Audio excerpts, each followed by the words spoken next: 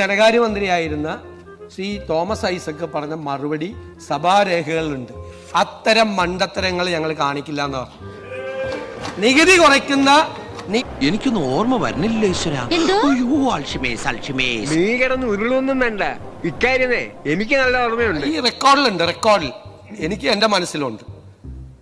നികുതി കുറയ്ക്കുന്ന മണ്ടത്തരം ഇടത് സർക്കാർ കാണിക്കില്ല എന്ന് ഇടത് സർക്കാരിന്റെ മുൻ ധനകാര്യമന്ത്രി ഈ സഭയിൽ വന്ന് സംസാരിച്ചാണ്.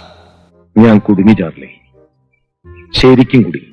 നിനക്ക് ഒരു വിചാരമുണ്ട്, നീ വലിയ ബുദ്ധിമാനാണെന്ന്. അപ്പൊ എന്നോട് മണ്ടത്തരം ചെയ്യാൻ വേണ്ടിയിട്ടാണോ മുൻ ധനകാര്യമന്ത്രി എന്നെ ഇപ്പൊ ഉപദേശിച്ചത്? അതാണ് ചോദ്യം. അതല്ല ഉദ്ദേശം. നമ്മൾ ഈ നാണം കേട്ടല്ലോ.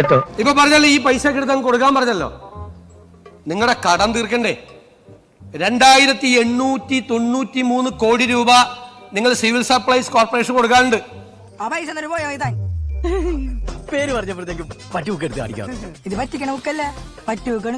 അങ്ങ് ഉണ്ടാക്കി വെച്ചിരിക്കുന്ന ഒരു പ്ലാൻ ഉണ്ടല്ലോ.